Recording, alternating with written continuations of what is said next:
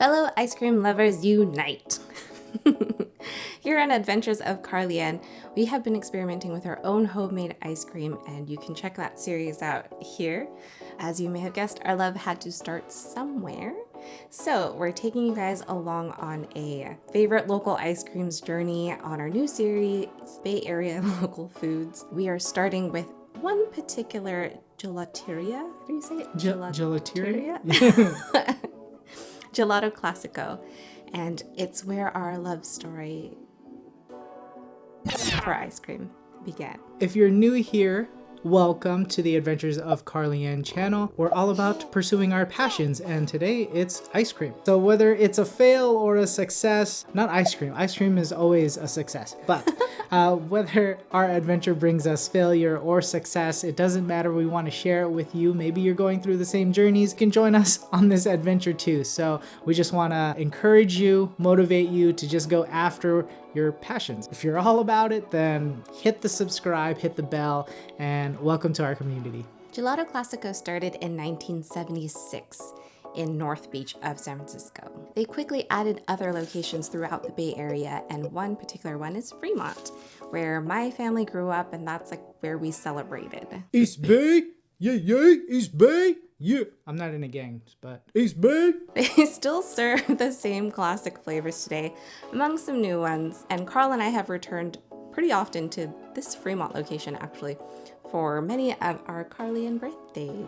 So today we're going to go ahead and visit this particular location, the Fremont one, and show you why Gelato Classico should be on your list and maybe become one of your traditions as well. So let's head on out. Let's join this. Well, we're going to be on the adventure, but I want you guys to join the adventure too, so let's go.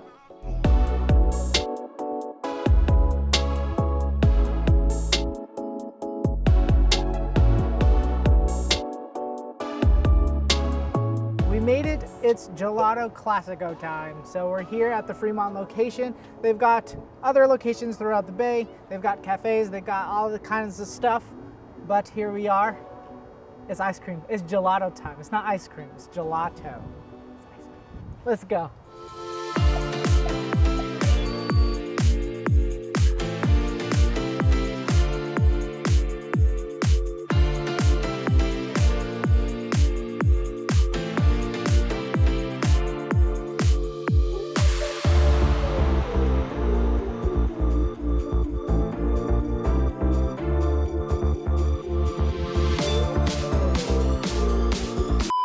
So I got a small, I guess, half scoop of each of pistachio and limoncello, and I feel like I say this for all the places we go to, but it was really good. I have had gelato before, but not for a long time. I think just because it's harder to find here. The pistachio was really interesting because they had like actual bits of pistachio in there, but I think it was maybe because it was sitting in the gelato for longer, it kind of like softened up. So the texture was almost like raisin to me, or like kind of soft, like not crunchy, you know, like you would expect. I also got the limoncello one, which was much needed after a heavy lunch. And I tend to like citrusy and like tart flavors as well. So the limoncello one is very good for sure. The last time I had a limoncello was at a restaurant for my birthday when they gave us shots at the end, which was complimentary, but it was so like alcohol-y and it was already, you know, after a whole day of drinking, so I felt really bad, couldn't finish it. So this was good. There was no alcohol in this one. I had my classic chocolate. It's one of the very few satisfying chocolate ice creams. So for those of you who are actual like dark chocolate fans and have not yet met your match in a dark chocolate ice cream, then I highly suggest trying their chocolate here. It's a lot bolder, much like the Italians like their espresso, so I highly recommend it. It's not your, you know, typical milk. I think also because it is a gelato, it comes off a little bit more intensely, the chocolate flavor, which is nice. The texture is obviously like super smooth. Even the sorbetto, they also tried their blackberry Cabernet, which I've not seen before. So that was like a new flavor for me. And the texture is also still very, very smooth. Like you don't feel like it's icy at all or like it's lacking, and it's just like melts on your tongue and then it disappears. Like it's like really clean and refreshing. And it wasn't like a disappointing Cabernet. You know, sometimes you get like ice creams or desserts with like alcohol in it, but you don't taste anything, and that's kind of like disappointing. But I could definitely taste like the notes of the Cabernet. It wasn't like very alcohol-y, like you don't taste the alcohol, but you can tell that there's something else there other than the blackberry, which was really interesting, and it went together well too. Oh, and then you should get the wafer.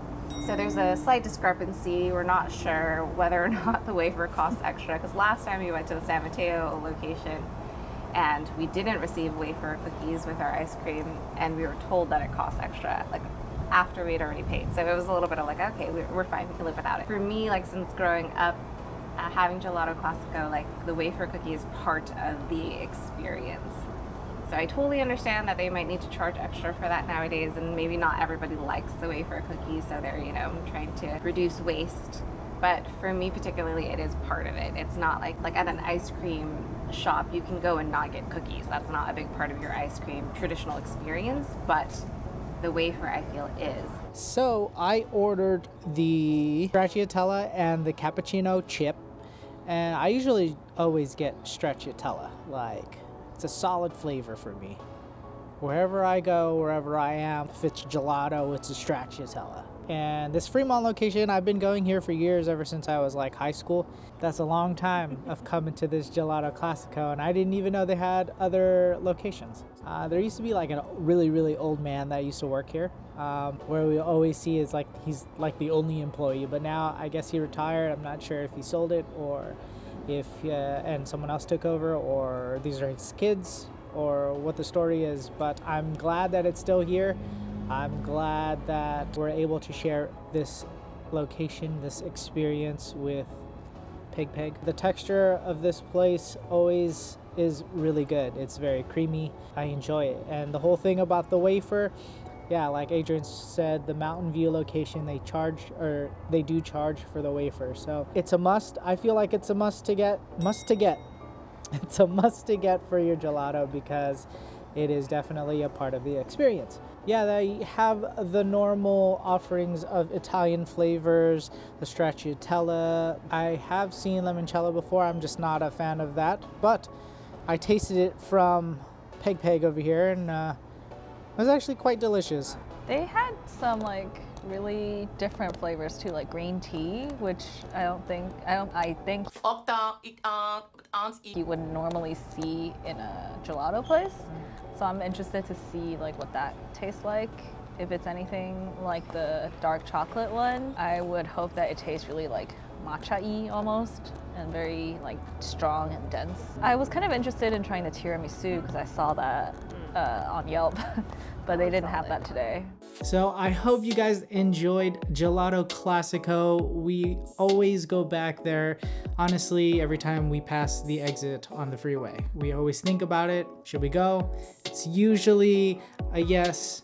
Lately, it's been a no because, you know, we got to work on some things. But yeah, let us know of your favorite ice creamery or gelateria or wherever you get your cool refreshments. It doesn't have to be in the Bay, it can be, but let us know in the comments. So I hope you guys enjoyed the video. Shoot us a thumbs like, and we'll see you guys on the next one, where we're gonna be talking about some nice San Francisco ice cream. So see you guys on the next one. Laters. Bye.